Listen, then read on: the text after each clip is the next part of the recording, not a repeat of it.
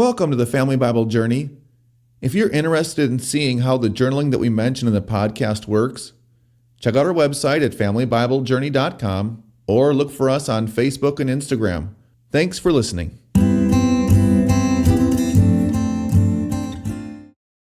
This is episode 444, Season 1 of the Family Bible Journey Old Testament podcast. Today looking at Song of Solomon, chapters 5 to 7. The title of today's podcast is The Joys of True Love. And our key verses for today, chapter 6, verses 1 to 10.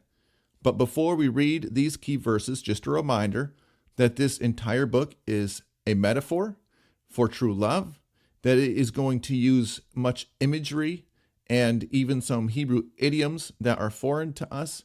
But this whole book is a most beautiful poetry.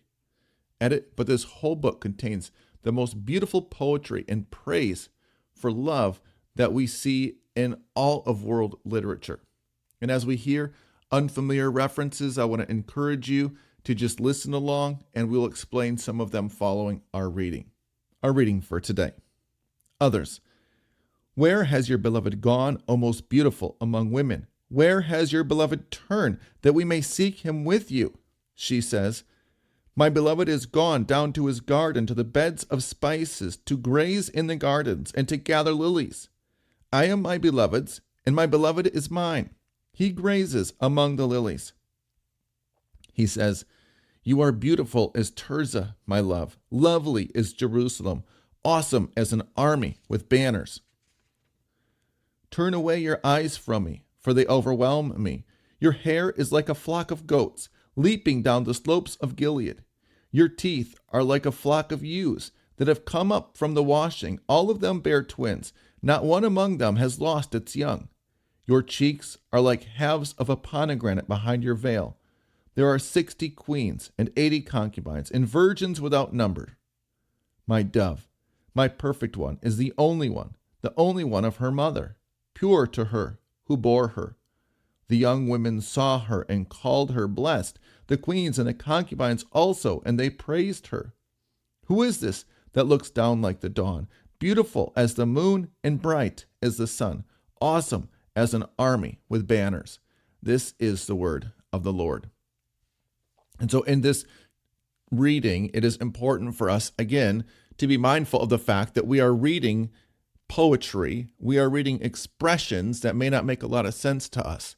And a couple of those that I want to note, this idea that her hair falls down over her shoulders like a flock of goats cascading down the mountains.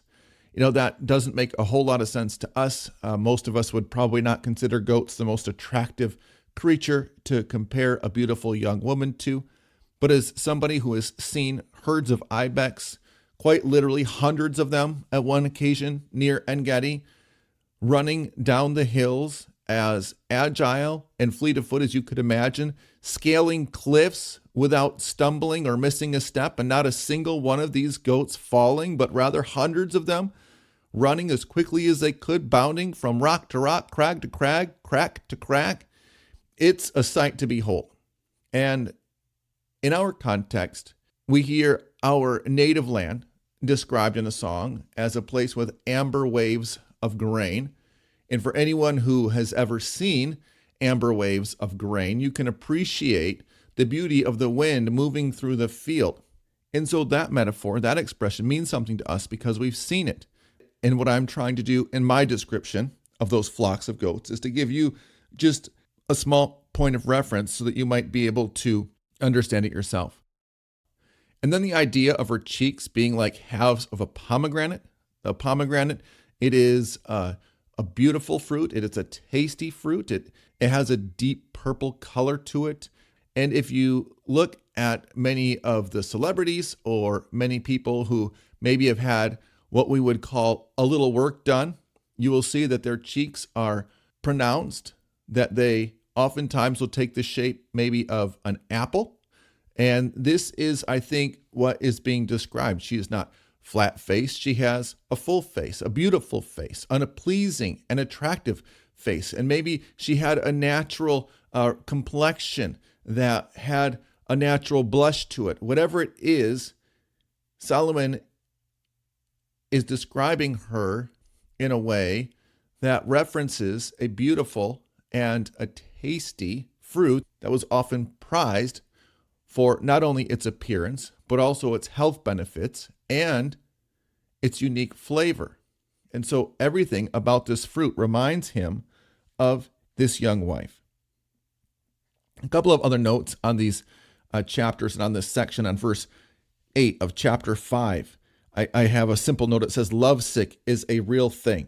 And as this couple is describing their longing for each other, and they refer to it as a sickness, that this is certainly a place where this idea of being lovesick, or that expression, is drawn from.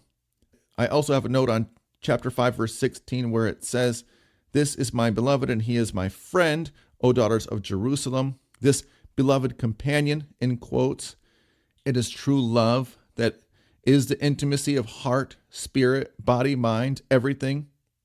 This world tries to sell physical intimacy first and foremost, but physical intimacy is a cheap and flimsy substitute for true love. And this is something that we need to be aware of as Christians living in a fallen world, that people will sell sex as a short circuit or a shortcut to true love, but it actually, if you start a relationship there, that gets in the way of true love because there's a lack of trust there. There is a lot of hurt, there's a lot of vulnerability that Satan exploits when we take God's gift of human sexuality out of the context of marriage. So we want to be careful of that. I also have a note on chapter 6, verse 5, where it says, "Just a glance of her eyelashes makes him faint." What a beautiful and powerful picture that is of complete intimacy, appreciation, and even dependence of Solomon on the affection of this wife of his youth. And then the last note that I want to share today, it's a note on chapter 7. It would fit on 6. It could even fit at the very beginning of the book just as well. It says, "These descriptions may not sound flattering to us, but they were most beautiful poetic praise for Solomon's love." And as we continue to work through the book of the Song of Solomon, for those who are reading along with us as well, there are certainly some things that are going to maybe make us uncomfortable, especially our more reserved or more modest listeners. There are going to be some things that aren't going to make a whole lot of sense to us, but this is where I really want to encourage you to try as best as you are able to put yourself in the place of these young lovers, to imagine everything that is said, even the confusing things, is the most beautiful and poetic praise of love and human intimacy. And in it all also see a picture of God's love for us, because God has created us in love to be loved by each other and also to be loved first and foremost by Him, so that we can return that love in faith, thanksgiving, praise, and by loving the one that has blessed us in these wonderful ways, these mysterious, intoxicating, and sometimes frustrating ways, as we experience the joys of human love and consider what it is that love that we can experience with another human being tells us about God's undying and eternal love for us. If you appreciate this podcast as a part of your daily routine and would like to become a monthly sponsor so that others are blessed as you are by the podcast, go to FamilyBibleJourney.com to learn more. Sponsorships are tax deductible and cover our operating expenses like hosting and the services that make this podcast work. Our blessing for today. May you bask in the wonder, innocence, and beauty of young love, seeing in it but a foreshadowing and foretaste of the love that we will know forever in heaven. Amen.